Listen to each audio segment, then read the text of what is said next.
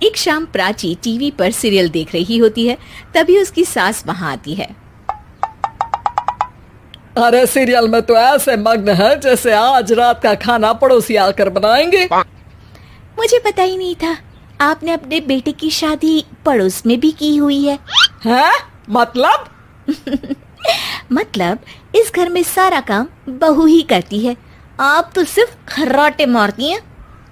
अच्छा जी, फिलहाल तो तुम आराम फरमा रही हो, चलो जाओ, ये मेरे टीवी देखने का समय है। आहा, इसीलिए मुझे भगाया जा रहा है। सॉरी, अब तो बिल्कुल नहीं जाऊंगी। प्राची की इस बात पर दोनों सास बहू के बीच टीवी रिमोट के पीछे बच्चों जैसे छीना झपटी शुरू हो जाती है, जिसके बीच श्लोक भी काम से घर वापस आ जाता है। आज मेरी चूहे बिल्ली की जोड़ी किस बात पर झगड़ रही है? अरे तेरे बीवी मुझे टीवी ही नहीं देखने दे रही। अरे तुम्हारी मम्मी मुझे खाना बनाने के लिए फोर्स कर रही है। अरे वाह, ऐसे बेतुके रीजन पर तो बच्चे भी झगड़ा नहीं करते। अरे मुझे कुछ मत बोल, सब इसने ही शुरू किया है। हाँ हाँ, जैसे आप तो बहुत दूध की धूली है ना। अरे बस, दोनों चुप। प्राची जाओ, खाने की तैयारी करो। और माँ तुम छोड़ो, तुम्हें क्या बोलूं, शांति से अपना सीरियल देखो, मुझे दोबारा लड़ने की आवाज सुनाई नहीं देनी चाहिए। ऐसा बोलकर श्लोक वहां से चला जाता है, जिसके पीछे पीछे प्राची भी कुछ न कुछ बड़बड़ाते हुए रसोई में चली जाती है। हाँ हाँ, सासू जी को तो कुछ बोलेंगे ही नहीं, बस मुझ पर ही हुक्म चलता है, खाना बनाओ, जैसे मैं इनके घर में खाना बनाने के लिए आई हूँ। इसी तरह शाम बीतती है और रात को श्लोक और प्राची की सास खाना खाकर सोने चले जाते हैं, लेकिन प्राची गुस्से में कुछ खाए बिना काम में ही लगी रहती है।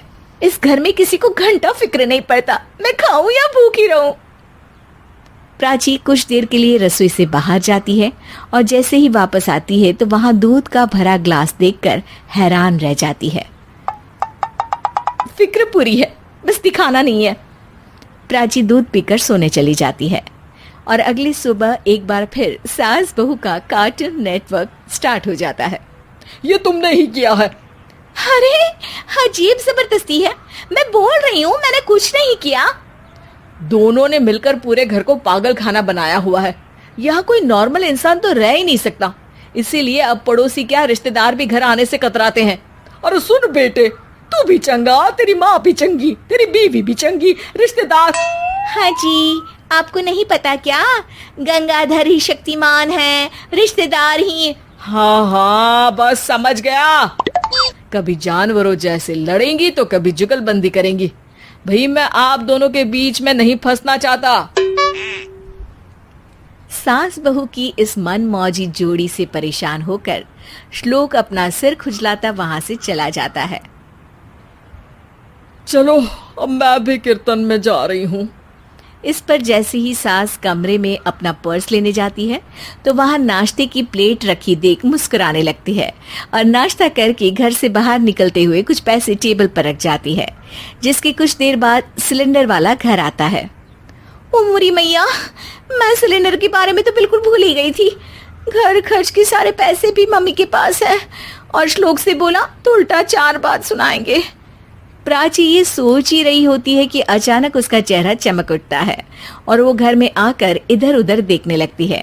तभी उसकी नजर टेबल पर रखे पैसों पर पड़ती है, जिन्हें वो सिलेंडर वाले को दे देती है। ये सब श्लोक देख लेता है। अच्छा बेटे, इतना बड़ा घोटाला, सबके सामने मैं तेरी दुश्मन और पीठ पीछे तेरी मेरी यारी। इस पर श्लोक एक प्लान बनाता है और शाम को सब एक साथ बैठे होने पर बोलने लगता है।